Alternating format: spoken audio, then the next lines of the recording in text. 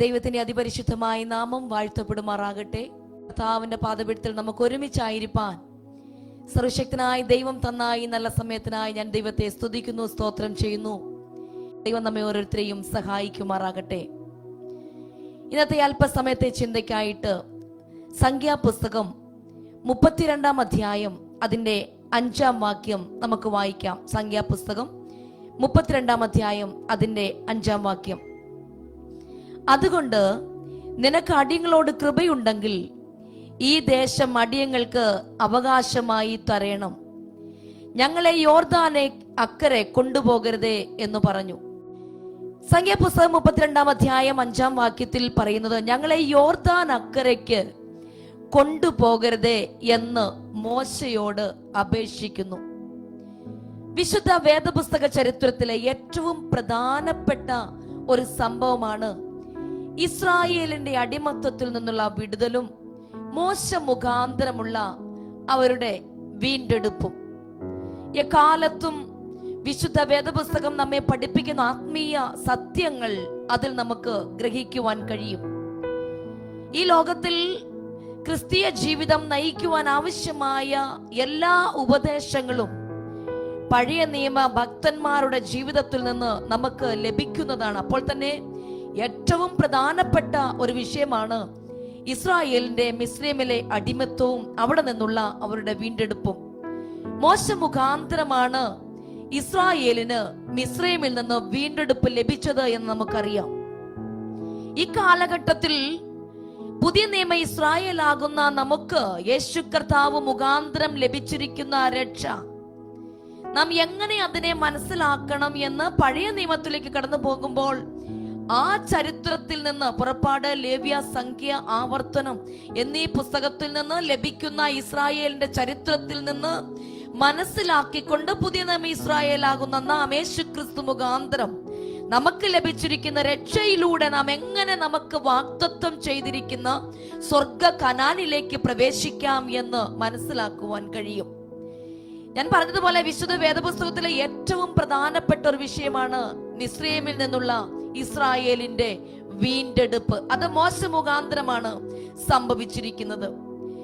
വിടുവിക്കപ്പെട്ടതായ ജനം ദൈവത്തിന്റെ അക്ഷരികമായ ഇടപെടലുകൾ അനുഭവിച്ച് അത്ഭുതങ്ങളിലൂടെയും അടയാളങ്ങളിലൂടെയും നേരിട്ട് ദൈവത്തിന്റെ പ്രവൃത്തി അനുഭവിച്ച് കടന്നു വരുന്ന ഒരു സംഭവമാണ് ഇസ്രായേലിന്റെ ചരിത്രം നമുക്ക് കാണുവാൻ കഴിയുന്നത്. ദൈവമാണ് അവരുടെ രാജാവ് എന്ന് നമുക്ക് മനസ്സിലാക്കാൻ കഴിയും. ദൈവം അവരുടെ രാജാവാണ്. അപ്പോൾ തന്നെ നായകനായി ദൈവം നിയമിച്ചിരിക്കുന്നത് മോശ എന്ന ദിവ്യ പുരുഷനെയാണ്. ദൈവത്താൽ സാക്ഷ്യം പ്രാപിച്ച ദിവ്യ പുരുഷനാണ് അവരുടെ നായകനായി നമുക്ക് കാണുവാൻ കഴിയുന്നത്. ദൈവം അവരെ വിടുവിക്കുവാനുള്ള കാരണം എന്ന് പറയുന്നത് ഇസ്രായേലിൽ മക്കൾ മിസ്രൈമി അടിമത്വത്തിലായിരുന്നപ്പോൾ അവർക്ക് നേരിടേണ്ടി വന്ന അനുഭവങ്ങളുടെയും അനുഭവങ്ങൾ എന്ന് പറയുന്നതിനേക്കാൾ അവർക്ക് അനുഭവിക്കേണ്ടി വന്ന തിക്താനുഭവങ്ങളുടെ മധ്യത്തിൽ ദൈവം അവരുടെ നിലവിളി കേട്ടു, ദൈവം അവരുടെ സങ്കടങ്ങൾ അറിഞ്ഞു, ദൈവം അവരുടെ ഞരക്കങ്ങൾ അഥവാ ഞെരുക്കങ്ങൾ അറിഞ്ഞ് ദൈവം മോശ എന്ന പുരുഷനെ നിയമിക്കുകയായിരുന്നു. മോശ പല ഒഴിവുകഴിവുകൾ പറഞ്ഞു എങ്കിലും അവിടെ നിന്ന് ദൈവത്താൽ തിരഞ്ഞെടുക്കപ്പെട്ട് ജനം അനുഭവിക്കുന്ന കഷ്ടതയിൽ നിന്ന് മോശ മുഖാന്തരം അവർക്ക് വിടുതൽ ലഭിക്കുകയാണ്. ദൈവത്തിന്റെ ആഗ്രഹം എന്ന് പറയുന്നത് അടിമത്വത്തിൽ നിന്നും തങ്ങൾക്ക് സ്വാതന്ത്ര്യം നൽകി അവരുടെ അവകാശത്തിൽ എത്തിക്കുക. അടിമത്വത്തിൽ നിന്നും അവകാശത്തിലേക്ക്. എവിടെയാണ് അടിമത്വം? മിസ്രൈമിലാണ് അടിമത്വം. എവിടെയാണ് അവകാശം? വാഗ്ദത്ത കനാനാണ് അവരുടെ അവകാശം. ദൈവം അവർക്ക് നൽകിയിരിക്കുന്ന സ്ഥലം. ദൈവിക ഉദ്ദേശം പാലും തേനും ഒഴുകുന്ന വാഗ്ദത്ത ദേശമായ കനാനിലേക്ക് അഥവാ യോർദാൻ അക്കരയുള്ള കനാനിലേക്ക് അവരെ പ്രവേശിപ്പിക്കുക.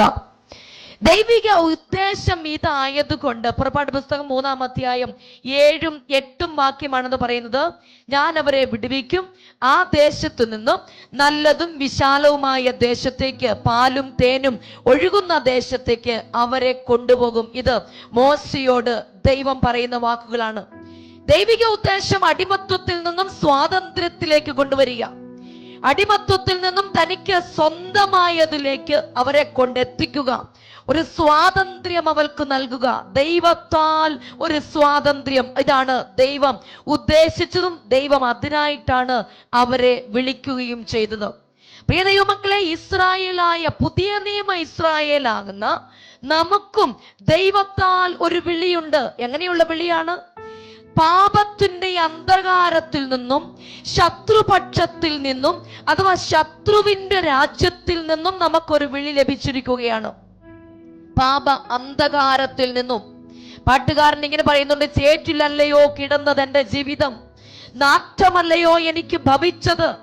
അപ്പോൾ ചേറ്റിൽ കിടന്ന നമ്മെ യേശു കർത്താവ് തന്റെ കാൽവറി രക്തത്താൽ വീണ്ടെടുത്ത് അവന്റെ കരം പിടിച്ച് നമ്മെ തൂക്കിയെടുത്ത് യേശു കർത്താവിന്റെ പുണ്യാഹ രക്തത്താൽ ഉച്ചി മുതൽ ഉള്ളങ്കാല് വരെ കഴുകി ശുദ്ധീകരിച്ച് അവൻ പുതിയ ഒരു സ്വാതന്ത്ര്യത്തിലേക്ക് നമ്മെ ക്ഷണിച്ചിരിക്കുകയാണ്. നമുക്ക് ഒരു സ്വന്തം ദേശമുണ്ട്, പിതാവിന്റെ ഭവനം. യേശു കർത്താവ് നമുക്ക് വേണ്ടി ഒരുക്കിയിരിക്കുന്ന നിത്യതയിൽ നമ്മെ കൊണ്ടെത്തിക്കുക. ഇതാണ് പുതിയ നിയമ ഇസ്രായേൽ ആകുന്ന നമ്മുടെ വിളി. പഴയ നിയമ ഇസ്രായേലിന്റെ വിളി അവൻ മിസ്രൈമി അടിമത്വത്തിൽ നിന്നും വാഗ്ദത്ത കനാനിലേക്ക്, അക്ഷരികമായ കനാനിലേക്കായിരുന്നു എങ്കിൽ പുതിയ നിയമ ഇസ്രായേൽ ആകുന്ന നമ്മുടെ വിളി ശത്രു രാജ്യത്തിൽ നിന്നും പിതാവ് നമുക്ക് ഒരുക്കിയിരിക്കുന്ന നിത്യതയിൽ നമ്മെ പ്രവേശിപ്പിക്കുക. ഈ ഒരു വിളി ലഭിച്ച് അതിന്റെ അവകാശികളാണ് സ്വർഗത്തിൽ നമ്മെ ആക്കി തീർത്തിരിക്കുന്നത്. നമ്മുടെ വിളിയാണ്. ഒരു ബന്ധനത്തിൽ നിന്നും സ്വാതന്ത്ര്യത്തിലേക്ക്, അവകാശത്തിലേക്ക് കൊണ്ടുവരിക. ഇങ്ങനെ ഇസ്രായേലിനോട് കൂടെ ദൈവം അവരുടെ രാജാവായി, യുദ്ധത്തിൽ വീരനായി ദൈവം അവരോട് കൂടെ യാത്ര ചെയ്ത് അവരുടെ അവകാശത്തിൽ എത്തുക എന്നതാണ് ദൈവം അവർക്ക് കൊടുത്തിരിക്കുന്ന വിളി. അവരെ അവിടെ എത്തിക്കുക. ദൈവത്തിന്റെ ഇഷ്ടവും അത് തന്നെയാണ്. ഈ ഭൂമി അവരുടെ സ്വന്തമല്ല. അവർക്ക് സ്വന്തമായി നൽകപ്പെട്ട ഒരു ഭൂമിയുണ്ട്. അവിടേക്ക് അവരെ മടക്കിക്കൊണ്ടുപോകുക. ഇതാണ് ദൈവത്തിന്റെ വിളി. പക്ഷേ ദൈവം ആഗ്രഹിക്കുന്നത് യോർദാൻ അക്കരെയുള്ള വാഗ്ദത്ത കനാനിൽ കൊണ്ടെത്തിക്കുക എന്നതാണ്. എന്നാൽ ഇവിടെ കടന്നു വന്നതായ ജനം, ഈ ദേശം കൈയടക്കി ജയിച്ച ഈ ജനം, അവരിൽ ചില രൂബേന്യരും ഗാദ്യരും എന്ന് 32-ാം അധ്യായം 1-ാം വാക്യത്തിൽ പറയുന്നുണ്ട്. ഈ രൂബേന്യരും ഗാദ്യരും വന്ന് മോശയോടും പ്രഭുക്കന്മാരോടും പറയുന്ന ഒരു വിഷയമാണ് കുറിവാക്യത്തിൽ നമ്മൾ വായിക്കുവാനിടയായിത്തീരുന്നത്. ഈ ദേശം ഞങ്ങൾക്ക് കൊള്ളാകുന്ന ദേശമാണ്. ഇവിടെ ഞങ്ങൾക്ക് ആടുമാടുകളുണ്ട്. ഇത് സമൃദ്ധിയായ പച്ചപ്പുള്ള ദേശമാണ്. ഞങ്ങൾക്ക് ഇവിടെ താമസിച്ചാൽ മതി. അതുകൊണ്ട് ഞങ്ങളുടെ നായകനായിരിക്കുന്ന മോശയെ, ഞങ്ങൾക്ക് ഈ ദേശത്ത് വസിച്ചാൽ കൊള്ളാം, ഞങ്ങളെ യോർദാൻ അക്കരെ പോകുവാൻ പറയരുതേ. ഞങ്ങളെ യോർദാൻ അക്കരെ കൊണ്ടുപോകരുതേ. ദൈവം അവരെ നടത്തിക്കൊണ്ടുവരികയാണ്. മോശയാണ് അവരുടെ നായകൻ. അവരെ നടത്തിക്കൊണ്ടുവരുമ്പോൾ ദൈവത്തിന് ഒറ്റ ഉദ്ദേശമേ ഉള്ളൂ: വാഗ്ദത്ത കനാനാകിയ ആയിരുന്ന സ്വാതന്ത്ര്യത്തിൽ, അവകാശത്തിൽ കൊണ്ടെത്തിക്കുക. അതാണ് നിയമിക്കപ്പെട്ട സ്ഥലം. പക്ഷെ രൂബേന്യരും ഗാദ്യരും വന്ന് മോശയോട് അപേക്ഷിക്കുന്നു: ഞങ്ങളെ യോർദാൻ ഇക്കരെയുള്ള ഈ സ്ഥലത്തു ഞങ്ങൾ വസിച്ചോട്ടെ, യജമാനനെ, ഞങ്ങളെ അക്കരെ കൊണ്ടുപോകരുതേ. കൊണ്ടുപോകും എന്നൊരു ഭയം ഇവർക്കുണ്ടായിരുന്നു എന്നാണ് നമുക്ക് തോന്നുന്നത്. ഞങ്ങളെ അവർ കൊണ്ടുപോകും, ഞങ്ങൾ അങ്ങനെയാണ്. അവരുടെ ആ നായകത്വത്തിൽ, അവരുടെ ആ ലീഡർഷിപ്പിൽ ഞങ്ങളെ കൊണ്ടുവരുമ്പോൾ ഇനിയും ഞങ്ങളെ ഇവിടെ നിന്ന് പുറപ്പെട്ട് കൊണ്ടുപോകും എന്നുള്ള ഭയം അവരുടെ ഉള്ളിൽ വന്നതുകൊണ്ടാണ് ഞങ്ങളെ കൊണ്ടുപോകരുതേ എന്ന ഒരു റിക്വസ്റ്റ് അവിടെ ചെയ്യുവാനിടയായിത്തീരുന്നത്. ഞങ്ങൾക്ക് ഇവിടെ താമസിച്ചാൽ മതി, യോർദാനിക്കരെ താമസിച്ചാൽ മതി. അപ്പോൾ തന്നെ മനസ്സിലാക്കുക, മോശയോട് രൂബേന്യരും ഗാദ്യരും വന്ന് പറയുമ്പോൾ ദൈവം അവരുടെ രാജാവാണ്. ദൈവം ഇത് ശ്രദ്ധിക്കുന്നുണ്ട്. അക്കരെ ദേശത്ത് എത്തിക്കുവാൻ വാഗ്ദത്തം ചെയ്ത് വിളിക്കപ്പെട്ടവർ അവരുടെ ലക്ഷ്യം മറന്ന് എന്തിനു വേണ്ടി വിളിക്കപ്പെട്ടു, അവർ എവിടേക്ക് പോകുവാൻ വിളിക്കപ്പെട്ടു എന്നുള്ളത് അവൻ മനസ്സിലാക്കാതെ മറന്നുപോയിട്ട് അവർ പറയുന്നു, ദേശത്തിന്റെ പച്ചപ്പും സമൃദ്ധിയും അവൻ ഫലഭൂയിഷ്ടിയും ഒക്കെ കണ്ടപ്പോൾ അവർക്ക് തോന്നി, ഞങ്ങൾക്ക് ആടുമാടുകൾ ഉണ്ടല്ലോ, ഞങ്ങൾക്ക് കുഞ്ഞുകുട്ടി ആബാലവൃദ്ധമുണ്ട്, ഞങ്ങൾക്ക് സ്ത്രീകളുണ്ട്, ഞങ്ങൾക്ക് ഇവിടെ പാർത്താൽ മതി. അതിന്റെ അർത്ഥം എന്താ? നിങ്ങൾ പോകുന്നെങ്കിൽ നിങ്ങൾക്ക് പോകാം, പക്ഷേ ഞങ്ങളോട് വരാൻ പറയരുതേ, ഞങ്ങൾ ഇവിടെ വസിച്ചുകൊള്ളാം. അവരെന്തിനായി വിളിക്കപ്പെട്ടു, എവിടേക്ക് പോകുന്നു എന്നുള്ള വിഷയം അവർ മറന്നിരിക്കുകയാണ്. എവിടേക്ക് പോകുന്നു മറന്നുപോയി. ഇറങ്ങിത്തിരിച്ചപ്പോൾ ഒറ്റ ആഗ്രഹമേ ഉണ്ടായിരുന്നുള്ളൂ, പാലും തേനും ഒഴുകുന്ന ദേശത്തിൽ ദൈവം ഞങ്ങളെ കൊണ്ടെത്തിക്കും, അവിടെ എത്തിയാൽ മതി. ഊഴിയ വിചാരകന്മാർ നിമിത്തം ഞെരുക്കം അനുഭവിച്ചപ്പോൾ, വേദന അനുഭവിച്ചപ്പോൾ, അടിക്കപ്പെട്ടപ്പോൾ അവരുടെ ആഗ്രഹം ഇവിടെ നിന്ന് ഒന്ന് വിടുവിക്കപ്പെട്ടാൽ മതി. ദൈവം അവരോട് പറഞ്ഞത്, നിങ്ങളെ ഞാൻ ഈ ദേശത്തു നിന്ന് മറ്റൊരു ദേശത്ത് കൊണ്ടുപോകും, പാലും തേനും ഒഴുകുന്ന ദേശത്ത് കൊണ്ടുപോകും. അപ്പോൾ അവർക്ക് ഹൃദയത്തിന്റെ അന്തർഭാഗത്തൊരു മോഹം അങ്കുരിച്ചു, ഞങ്ങൾക്ക് ആ പാലും തേനും ഒഴുകുന്ന ഞങ്ങളുടെ പിതാക്കന്മാരുടെ ദേശത്തേക്ക് ഞങ്ങൾക്ക് കടന്നു പോകണം.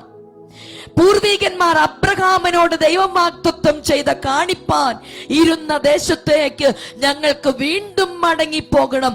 ഇത് മാത്രമായിരുന്നു അവരുടെ ആഗ്രഹവും അന്നത്തെ അവരുടെ ലക്ഷ്യവും. പക്ഷേ ആടുമാടുകൾ വർദ്ധിച്ചപ്പോൾ, സമ്പത്ത് വർദ്ധിച്ചപ്പോൾ, ദേശത്തിന്റെ പച്ചപ്പ് കണ്ടപ്പോൾ, ദേശം ഫലപുഷ്ടിയാണെന്ന് കണ്ടപ്പോൾ, കുഞ്ഞുകുട്ടികളും സ്ത്രീകളും തങ്ങളുടെ കുടുംബങ്ങളിലേക്ക് വന്നപ്പോൾ, തങ്ങൾക്ക് ലഭിച്ചിരിക്കുന്ന ഭൗതിക നന്മയിൽ തങ്ങൾക്കുള്ള വിളി മറന്നുപോയി. എന്നെ കേൾക്കുന്ന പ്രിയ ദൈവമക്കളെ, നമ്മോടുള്ള ദൈവിക ആലോചനയും ഇത് തന്നെയാ, ഒട്ടും വ്യത്യസ്തമല്ല. എന്താണ് അവർ മറന്നുപോയത്? എവിടെ നിന്നു വന്നു എന്ന് മറന്നുപോയി. എവിടെ നിന്ന് അവർ വെട്ടിയെടുക്കപ്പെട്ടു എന്നത് മറന്നുപോയി. ആര് മുഖാന്തരം തങ്ങൾക്ക് എങ്ങനെ വിടുതൽ ലഭിച്ചു എന്നത് മറന്നുപോയി. ആര് വിടുവിച്ചു എന്നത് മറന്നു. എവിടെ എത്തിച്ചേരാനായിട്ടാണ് ദൈവം അവരെ വിടുവിച്ചത് എന്ന് അവർ മറന്നുപോയി. ഇപ്പോൾ അവരുടെ കണ്ണിന് മുമ്പിൽ പഴയ കാര്യങ്ങളൊക്കെ മറന്നുപോയിട്ട് ഒന്നു മാത്രമാണ് അവർക്ക് കാണാൻ കഴിയുന്നത്: ദേശത്തിലെ പച്ചപ്പ്, ദേശത്തിലെ ഫലഭൂയിഷ്ടി, സമ്പൽ സമൃദ്ധമായ ദേശം. ആമേൻ, ഹല്ലേലൂയ. ആടുമാടുകൾക്ക് ഭക്ഷിക്കുവാൻ അനുയോജ്യമായ സ്ഥലം, ഇവിടെ മതി, ഇവിടെ നിന്ന് ഞങ്ങൾക്ക് പോകേണ്ട. എന്നെ കേൾക്കുന്ന പ്രിയ ദൈവമക്കളെ, ദൈവത്തിന്റെ ആത്മാവിൽ നിന്ന് നമ്മോട് ചോദിക്കുവാനുള്ള ചോദ്യം: ദൈവം നമ്മെ അനുഗ്രഹിച്ചു, പാപത്തിന്റെ ചേറ്റിലാണ് നാം കിടന്നത്, ആരാലും വിടുവിക്കപ്പെടുവാൻ കഴിയാതെയായിരുന്നു, കണ്ടവരെല്ലാം നിന്ദിച്ചും അപമാനിച്ചും മടങ്ങിപ്പോയി, ആരും ഒരു കൈ തന്നു നമ്മെ സഹായിക്കുവാനില്ലായിരുന്നു. അങ്ങനെ അടിമത്വത്തിൽ വേദന അനുഭവിച്ചു കിടന്ന സമയം യേശു കർത്താവ് തന്റെ രക്തം കൊണ്ട് വീണ്ടെടുപ്പ് വിലയായി നമുക്ക് രക്തത്താൽ കഴുകി നമ്മെ വീണ്ടെടുത്ത് ഇന്ന് തങ്കച്ചോര കൊണ്ട് കഴുകി പിതാവ് ഒരുക്കിയിരിക്കുന്ന പിതാവിന്റെ അടുത്തുള്ള സ്ഥലത്തെത്തിക്കുവാൻ സ്വർഗം നമ്മെ വിളിച്ചിരിക്കുമ്പോൾ ആ വിളി കേട്ട് നാം അനുസരിച്ചു, ശരിയാണ്. യേശുവിന്റെ രക്തത്താൽ വീണ്ടെടുപ്പ് പ്രാപിച്ചു, ശരിയാണ്. ഹൃദയം കഴുകപ്പെട്ടു, യേശുവിന്റെ പൈതലായി ജീവിച്ചു, ശരിയാണ്. കഴിഞ്ഞ കാലഘട്ടങ്ങളിൽ രോഗത്തിൽ നിന്ന് വിമുക്തി പ്രാപിച്ചു, പാപത്തിൽ നിന്ന് മോചനം പ്രാപിച്ചു, ഒത്തിരി നന്മകൾ ജീവിതത്തിൽ പ്രാപിച്ചു. ചോദിച്ചതും ചോദിക്കാത്തതും കർത്താവ് തന്നു. നല്ല ദാനം, മക്കളെന്ന നല്ല ദൈവിക ദാനം നമുക്ക് തന്നു. നല്ല കുടുംബം തന്നു, നല്ല കാറും വാഹനങ്ങളും തന്നു, നല്ല വീട് തന്നു, ചോദിച്ചതും ചോദിക്കാത്തതെല്ലാം കർത്താവ് തന്നു. ഇറങ്ങിത്തിരിക്കുമ്പോൾ ഒറ്റ ലക്ഷ്യം മാത്രമേ ഉണ്ടായിരുന്നുള്ളൂ, ക്രിസ്തുവിനോട് കൂടെ വസിക്കണം, യേശുവിനോടൊത്ത് ജീവിക്കണം. ഒറ്റ ഗാനമായിരുന്നു നമ്മുടെ ഹൃദയത്തിൽ അങ്കുരിച്ചത്. കർത്താവിന്റെ കാഹളം ധ്വനിക്കുമ്പോൾ, മേഘത്തിൽ കർത്താവ് പ്രത്യക്ഷപ്പെടുമ്പോൾ, യേശു കർത്താവിനോടുകൂടെ മേഘത്തിൽ അവൻ കയറുവാൻ, പേർ വിളിക്കും നേരം കാണുവാൻ, ആ ക്രിസ്തുവിന്റെ മുഖം നേരിട്ടൊന്നു ദർശിക്കുവാൻ,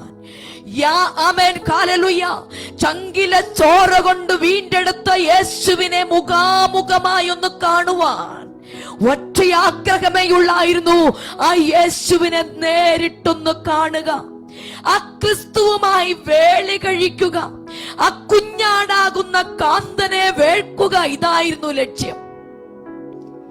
പക്ഷെ തമ്പുരാൻ മുമ്പേ അവന്റെ രാജ്യവും നീതിയും അന്വേഷിപ്പീൻ, അതോടുകൂടെ ഇതൊക്കെയും നിങ്ങൾക്ക് ലഭിക്കും എന്നരുളി ചെയ്ത ദൈവം അവനെ പിൻപറ്റിയത് കൊണ്ട് സകല നന്മകളും നമുക്ക് തന്നു. ചോദിച്ച നന്മകളും വിചാരിക്കാത്ത അനുഗ്രഹങ്ങളും പ്രതീക്ഷിക്കാത്ത നന്മകളും നമ്മുടെ ജീവിതത്തിൽ പ്രാപിച്ചു. ഇപ്പോൾ എന്തിനു വേണ്ടി വിളിച്ചു എന്നത് മറന്നു, എവിടെ പോകുന്നു എന്നത് മറന്നു. ഇപ്പോൾ നമ്മുടെ കണ്ണുടക്കി നിൽക്കുന്നത് ഈ ലോകത്തിന്റെ നന്മകളിലും, ഈ ലോകത്തിന്റെ സമ്പദ് സമൃദ്ധിയിലും, ഈ ലോകത്തിൽ നമുക്ക് ലഭിക്കാവുന്നത്രയും പണം സമ്പാദിക്കുന്നതിലും അല്ലേ പലപ്പോഴും നമ്മുടെ ചിന്ത. എന്നെ കേൾക്കുന്ന പ്രിയ ദൈവമക്കളെ, പഴയ നിയമ ഇസ്രായേൽ വിടുവിക്കപ്പെട്ട് അവരുടെ ജീവിതത്തിൽ നന്മ അനുഭവിച്ചപ്പോൾ രൂബേന്യരും ഗാദ്യരും മോശയോടും പ്രഭുക്കന്മാരോടും വന്നു പറഞ്ഞതുപോലെ തന്നെയല്ലേ ഈ കാലഘട്ടത്തിൽ പലപ്പോഴും നാമും ചിന്തിക്കാറുള്ളത്? നമ്മുടെ ചിന്ത അവരിൽ നിന്നും പലപ്പോഴും ചിലപ്പോഴെങ്കിലും ഒക്കെ ഒട്ടും വ്യത്യസ്തമല്ല. യേശു കർത്താവ് മേഘത്തിൽ പ്രത്യക്ഷനാകാൻ പോകുന്നു എന്നുള്ള വിഷയം പലപ്പോഴും മറന്നുപോയിരിക്കുകയാണ്. എന്നെ കേൾക്കുന്ന പ്രിയ സഹോദരങ്ങളെ, യേശു വാനിൽ പ്രത്യക്ഷപ്പെടാൻ പോകുന്നു എന്നുള്ളത് എത്ര പേരുടെ ഓർമ്മയിലുണ്ട്? നാം കണ്ണിമയ്ക്കും നൊടിയിൽ യേശു കർത്താവ് ഈ ലോകത്തിൽ തന്റെ സഭയെ ചേർക്കുവാൻ, തന്റെ മണവാട്ടിയെ വേളി കഴിക്കുവാൻ കടന്നു വരുന്നു എന്നുള്ള വിഷയം എത്ര പേരുടെ ചിന്താ മണ്ഡലങ്ങളിലുണ്ട്? പലപ്പോഴും അത് മറന്നല്ലേ നാം ജീവിക്കാറുള്ളത്? എത്ര പേർ യേശു കർത്താവിന്റെ പ്രത്യക്ഷതയിൽ ഒരുങ്ങിക്കാത്തിരിക്കുന്നു? നമുക്കറിയാം, 10 കന്യമാരുടെ ഉപമ കർത്താവ് പറയുമ്പോൾ 10 പേരും ഇറങ്ങിപ്പുറപ്പെട്ടതും ആഗ്രഹവും തങ്ങളുടേതായ ലക്ഷ്യം എല്ലാം ഒന്ന് തന്നെയായിരുന്നു. പക്ഷെ വഴിമധ്യത്തിൽ നഷ്ടപ്പെട്ടു പോയി. എന്തു നഷ്ടപ്പെട്ടു? അവർക്ക് മണവാളനെ എതിരേൽക്കാൻ കഴിയാതെ പോയി. ഇവിടെ രൂപന്യർക്കും ഗാദ്യർക്കും എന്ത് സംഭവിക്കുന്നു? അവർ ഈ ലൗകിക സുഖങ്ങളിൽ അവരുടെ കണ്ണുടക്കി പോയി. ഇസ്രായേൽ ജനം ഹല്ലേലൂയ പലവിധമായ അത്ഭുതങ്ങൾ കണ്ടവരാണ്. ദൈവം മഹാ അത്ഭുതങ്ങളിലൂടെയാണ് അവരെ നടത്തിയത്. മറ്റാർക്കും കാണുവാൻ കഴിയാത്ത, ഇനിയും മറ്റാർക്കും കാണുവാൻ കഴിയാത്ത, മനുഷ്യന്റെ ബുദ്ധിക്ക് അതീതമായ അത്ഭുതങ്ങളിലൂടെയാണ് സ്വർഗത്തിലെ ദൈവം അവരെ നടത്തിയത്. ഈ നന്മയൊക്കെ അനുഭവിച്ചിട്ട് ഭൗതിക സുഖങ്ങളിൽ അവരുടെ കണ്ണുടക്കി പോയത് കൊണ്ടാണ് മോശയോട് പോയി പറയുവാനിടയായിത്തീർന്നത്, ഞങ്ങൾക്ക് യോർദാൻ അക്കരെ പോകേണ്ട. അവരുടെ വസ്ത്രം പഴകിപ്പോയില്ല, അവരുടെ ചെരുപ്പ് പഴകിപ്പോയില്ല, ജീർണിച്ചു പോയിട്ടില്ല. ദൈവം അവർ വളരുന്നത് പോലെ തന്നെ അവർക്കുള്ളതും അവൻ വളരുവാനിടയായി തീർന്നു. ഇപ്പോൾ ലൗകിക സുഖങ്ങളിലേക്ക് അവരുടെ കണ്ണുകൾ ഉടക്കി. എന്തു സംഭവിച്ചു? മോശയോട് വന്ന് പറയുന്നു, മോശയെ, ഞങ്ങൾക്ക് യോർദാന് ഇക്കര വസിച്ചാൽ മതി. ഈ അപേക്ഷയെങ്കിൽ മോശ എന്താണ് പറഞ്ഞത്? ഓക്കെ, ഞാൻ ശരി, നിങ്ങൾ ഇവിടെ തന്നെ വസിച്ചോ എന്ന് പറഞ്ഞില്ല. കാരണം മോശയ്ക്കറിയാം വിളിക്കപ്പെട്ടത് അക്കരെ നാട്ടിനു വേണ്ടിയാണ്. പക്ഷേ മോശ പറഞ്ഞു, 32 അധ്യായം സംഖ്യാപുസ്തകം 6 വാക്യത്തിൽ പറയുന്നു, നിങ്ങളുടെ സഹോദരന്മാർ യുദ്ധത്തിന് പോകുമ്പോൾ നിങ്ങൾക്ക് ഇവിടെ ഇരിക്കണമെന്നോ? നിങ്ങൾ മറ്റുള്ളവരെയും അധൈര്യപ്പെടുത്തുന്നതെന്ത്? എന്നെ കേൾക്കുന്ന പ്രിയ ദൈവമക്കളെ, പിന്മാറ്റക്കാർ പലപ്പോഴും അവൻ മുന്നോട്ട് പോകുന്നവരെയും പിന്നോട്ട് വലിക്കും. രൂബേന്യരും ഗാദ്യരും ഒഴികെ ബാക്കിയുള്ള ജനങ്ങൾക്ക് അക്കരെ പോകുവാനുള്ള യാത്രയിലാണ്. പക്ഷെ ഇവർ അധൈര്യപ്പെടുത്തുന്നത് കൊണ്ട് അവരും അധൈര്യപ്പെട്ട് ഇവിടെ തന്നെ വസിക്കും എന്നുള്ളത് മോശയ്ക്ക് മനസ്സിലായതുകൊണ്ട് ദൈവത്തിന്റെ പുരുഷനായ മോശ പറഞ്ഞു, നിങ്ങൾ അങ്ങനെ ഇവിടെ അങ്ങ് വസിക്കാൻ പറ്റില്ല. നിങ്ങളുടെ കുഞ്ഞുകുട്ടികൾ ഇവിടെ, ആടുമാടുകളും ഇവിടെ വസിച്ചോട്ടെ. പക്ഷേ നിങ്ങളുടെ സഹോദരന്മാരോട് കൂടെ യുദ്ധത്തിന് കടന്നു വന്നേ മതിയാകൂ. എവിടെ? യോർദാനക്കരെ. നിങ്ങൾ യോർദാനക്കര വാഗ്ദത്ത കനാനുണ്ട്. ദൈവം നിങ്ങൾക്ക് അവകാശമായി തന്നിരിക്കുകയാ. പക്ഷെ ജയിച്ചടക്കേണ്ടത് നിങ്ങളുടെ ഉത്തരവാദിത്വമാണ്. മോശ പറഞ്ഞു, ജയിച്ചു നിങ്ങൾ അടക്കണം. അതിന് നിങ്ങൾ ഇവിടെ വസിക്കാമെന്ന് വിചാരിക്കേണ്ട. നിങ്ങൾ നിങ്ങളുടെ സഹോദരന്മാരോട് കൂടെ യോർദാൻ അക്കരെയുള്ള വാഗ്ദത്ത കനാനിലേക്ക് നിങ്ങളും കടന്നു വന്ന് അവൻ അവകാശമാക്കിക്കൊള്ളണം. അതിനുശേഷം നിങ്ങൾ മടങ്ങി വന്ന് നിങ്ങളുടെ ഭാര്യമാരോടും കുഞ്ഞുകുട്ടികളോടും കൂടെ നിങ്ങൾക്ക് വസിക്കാം. എന്നെ കേൾക്കുന്ന പ്രിയ ദൈവമക്കളെ, എന്താണ് ഇവർക്ക് സംഭവിച്ചത്? ഇവർ പറഞ്ഞു, ഓക്കെ, ഞങ്ങൾ അങ്ങനെ വരാം. ഞങ്ങളുടെ സഹോദരന്മാരോട് കടന്നു വന്ന് അവർക്ക് വേണ്ടി ഞങ്ങൾ യുദ്ധം ചെയ്ത് ദേശം വെട്ടിപ്പിടിക്കാം. അതിനുശേഷം ഞങ്ങൾ മടങ്ങി വന്ന് ഞങ്ങളുടെ കുഞ്ഞുകുട്ടികളോട് കൂടെ വസിച്ചു കൊള്ളാം. പക്ഷെ എന്ത് സംഭവിച്ചു? അവരുടെ കുഞ്ഞുകുട്ടികളും അവരുടെ ആടുമാടുകളും ഭാര്യമാരും യോർദാനിക്കര കിടക്കുന്നത് കൊണ്ട് അവർ കടന്നുപോയി. പിന്മാറ്റത്തോട് കൂടെ തന്നെ അവരുടെ യാത്ര തുടർന്നു. അവർക്കുള്ളതെല്ലാം ഇവിടെയാണ്, യോർദാനിക്കരയാണ്. പക്ഷേ അവർ യാത്ര മുന്നോട്ട് തുടങ്ങി. ഹൃദയത്തിന്റെ അന്തർഭാഗത്ത് അവരുടെ കുടുംബങ്ങളെ കുറിച്ചുള്ള ചിന്തയാണ്. അതിനുശേഷം മുന്നോട്ട് കടന്നുപോയി. എന്തു സംഭവിച്ചെന്നറിയാമോ? വഴിയിൽ വെച്ച് അവൻ യോശുവയും കാലേബുമല്ലാതെ ആർക്കും ആ തലമുറയിൽ അക്കര കടക്കുവാൻ കഴിഞ്ഞില്ല.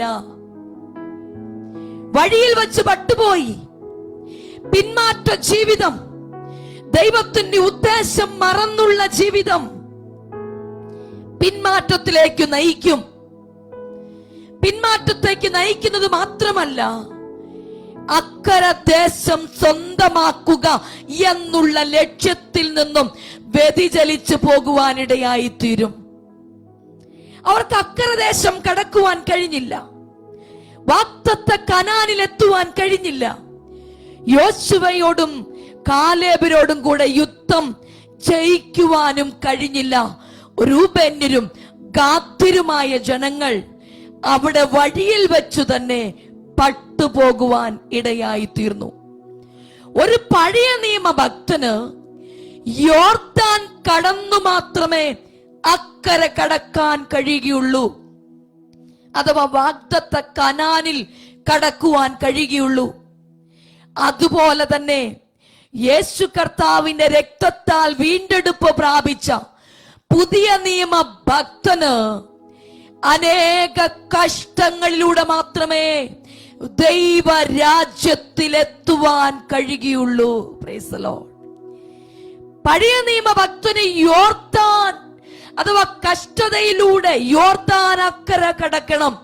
അപ്പോൾ മാത്രമേ തങ്ങളുടെ വാഗ്ദത്തത്തിലേക്ക് പ്രവേശിക്കുവാൻ കഴിയത്തുള്ളൂ എങ്കിൽ പുതിയ നിയമ ഭക്തനെ സംബന്ധിച്ചിടത്തോളം ഇങ്ങനെ അപ്പോസ്തലനായ പൗലോസ് പറയുന്നു, ഇങ്ങനെ അനേക കഷ്ടങ്ങളിലൂടെ മാത്രമേ ദൈവരാജ്യത്തിലേക്ക് തനിക്കു നിയമിക്കപ്പെട്ടിരിക്കുന്ന സ്ഥലത്തേക്ക്, ദൈവം വിളിച്ചിരിക്കുന്ന സ്ഥലത്തേക്ക്, യോഹന്നാൻ എഴുതിയ സുവിശേഷം 14-ാം അധ്യായത്തിൽ പറഞ്ഞിരിക്കുന്ന ആമേൻ പിതാവിന്റെ ഭവനത്തിലേക്ക്, നിത്യതയിലേക്ക് പ്രവേശിക്കുവാൻ കഴിയുകയുള്ളൂ. ഈ ലോകത്തിൽ ദൈവം നമ്മെയും അനുഗ്രഹിച്ചിട്ടുണ്ട്. നമുക്ക് കുഞ്ഞുങ്ങളും സകല നന്മകളും കർത്താവ് നമുക്ക് തന്നിട്ടുണ്ട്. ഈ ലോകത്തിലെ നന്മയിലും ഈ ലോകത്തിലെ സുഖ സൗകര്യങ്ങളിലും ഭൗതിക സമൃദ്ധിയിലും നമ്മുടെ കണ്ണുടക്കി പ്രലോഭിപ്പിക്കപ്പെട്ട് ഈ ലോകത്തിൽ തന്നെ ജീവിക്കുവാൻ ഇഷ്ടപ്പെടരുത്. നമുക്കുള്ള വാണിംഗ്, നമുക്കുള്ള മുന്നറിയിപ്പ്, രൂപേന്യരും ഗാദ്യരും ചോദിച്ചതിന് മറുപടിയായി മോശ നൽകിയതും വാഗ്ദത്ത കനാനിൽ കാലേബും യോശുവയും ഒഴികെ ആരും പ്രവേശിച്ചില്ല എന്നുള്ളതുമാണെങ്കിൽ, എന്നെ കേൾക്കുന്ന പ്രിയ ദൈവമക്കളെ, യേശുവിന്റെ രക്തത്താൽ വീണ്ടെടുക്കപ്പെട്ട ദൈവ പൈതലേ, ഈ ലോകത്തിൽ വിശ്വസ്തരെ അനുഗ്രഹിക്കുന്ന ഒരു ദൈവമുണ്ട്. ദൈവ പൈതലിനെ അനുഗ്രഹിക്കുക തന്നെയാണ് അവന്റെ ലക്ഷ്യം. ഈ ലോകത്തിലെ ഭൗതിക നന്മകൾ ദൈവം തരുമ്പോൾ, നമുക്ക് നല്ല കുടുംബം തരുമ്പോൾ, ഭൗതിക സമൃദ്ധി നൽകുമ്പോൾ, നമ്മുടെ കണ്ണുകൾ അതിലുടക്കി ലക്ഷ്യം മറന്നു പോകരുത്. നാം എവിടെ നിന്ന് വന്നു, നാം എവിടേക്ക് വിളിക്കപ്പെട്ടു, പാതി വഴിയിൽ അനുഗ്രഹം ലഭിക്കുമ്പോൾ അക്കരെ എത്തണമെന്ന ലക്ഷ്യം മാത്രമേ നമുക്കുണ്ടാകാവൂ. ഇക്കരെയുള്ള, ഇപ്പോൾ നാം വസിക്കുന്ന ഇവിടെയുള്ള സമ്പദ് സമൃദ്ധികളും സകല നന്മകളും കുടുംബ ശ്രേഷ്ഠതയും നമുക്കുള്ള പദവികളും ശ്രേഷ്ഠതയും മറ്റുള്ളവരിൽ നമുക്ക് ലഭിക്കുന്ന മാനവും കണ്ടിട്ട് തൽക്കാല നന്മകളിൽ നമ്മുടെ കണ്ണുടക്കി പ്രലോഭിപ്പിക്കപ്പെട്ട് ഈ ലോകത്തിൽ ആമേൻ ആമേൻ ഇവിടെ തന്നെ ജീവിച്ചാൽ മതി എന്ന് പറഞ്ഞ് അതിൽ മാത്രം ശ്രദ്ധ ചെലുത്തി നിത്യത മറന്നു പോകരുത്. നമുക്ക് വേണ്ടിയാണ് യേശു കർത്താവ് കാൽവറിയിൽ യാഗമായി തീർന്നത്. നമ്മെ വീണ്ടെടുക്കുക, എവിടെ നിന്ന് കർത്താവ് നമ്മെ ഉൽപ്പാദിപ്പിച്ചോ അവിടേക്ക് നമ്മെ എത്തിക്കുക, വാഗ്ദത്ത ദേശത്തിലേക്ക് നമ്മെ എത്തിക്കുക. ഇതാണ് കർത്താവിന്റെ ആഗ്രഹം. പക്ഷെ നമ്മുടെ ലക്ഷ്യം തെറ്റിപ്പോകാനിടയാകരുത്. നാം യോർദാൻ ഇക്കരെ ഞങ്ങളെ വിട്ടിട്ടങ്ങ് പോയാൽ മതി എന്ന് പറയരുത്. ഈ ലോകത്തിലുള്ള പച്ചപ്പ് കണ്ടിട്ട് ഇവിടെ അവസാനിക്കരുത്. നമുക്കൊരു നിത്യതയുണ്ട്. യേശു മുഖാന്തരം നമുക്ക് ലഭിക്കുന്ന നിത്യത നഷ്ടപ്പെടുത്താതെ, ഈ ലോക ആഡംബരങ്ങളിൽ കണ്ണുകൾ ഉടക്കാതെ, നമുക്കൊരുക്കിയിരിക്കുന്ന പിതാവിന്റെ ഭവനത്തിൽ നമ്മെ കൊണ്ടെത്തിക്കും വരെ, നാം പോയി ചേരുന്നിടം വരെ നിത്യത മറന്നു പോകാതെ അക്കര നാട്ടിലെത്തുവാൻ ദൈവത്തിന്റെ പരിശുദ്ധാത്മാവ് നമ്മെ ഓരോരുത്തരെയും സഹായിക്കുമാറാകട്ടെ. ഈ ലോകത്തിലെ പ്രലോഭനം നിമിത്തം നമ്മുടെ നിത്യത നഷ്ടപ്പെടുത്തി കളയുവാൻ ഇടയാകാതിരിക്കട്ടെ. അതുകൊണ്ട് എന്നെ കേൾക്കുന്ന പ്രിയ ദൈവ പൈതലേ, നമുക്കൊരു നിത്യതയുണ്ട്. അവിടെ എത്തുക തന്നെയാണ് നമ്മുടെ ലക്ഷ്യം. യേശു മുഖാന്തരം നമുക്കൊരു രക്ഷ ലഭിച്ചിട്ടുണ്ട്. ആ രക്ഷയിലൂടെ യേശുവാകുന്ന വാതിലൂടെ പ്രവേശിച്ച് പിതാവിന്റെ ഭവനത്തിലെത്തുക, യുഗായുഗമായി സന്തോഷത്തോടെ യേശു കർത്താവിനോട് കൂടെ ചേർന്ന് പിതാവിനോട് കൂടെ ഇരുന്ന് ആരാധിച്ച് സന്തോഷിച്ച് ദൈവത്തെ മഹത്വപ്പെടുത്താൻ നമ്മെ എത്തുന്ന ദൈവകരങ്ങളിലേക്കൊന്ന് സമർപ്പിക്കാം. ഈ വചനങ്ങളാൽ ദൈവം നമ്മെ ഓരോരുത്തരെയും സഹായിക്കുമാറാകട്ടെ. Praise the Lord.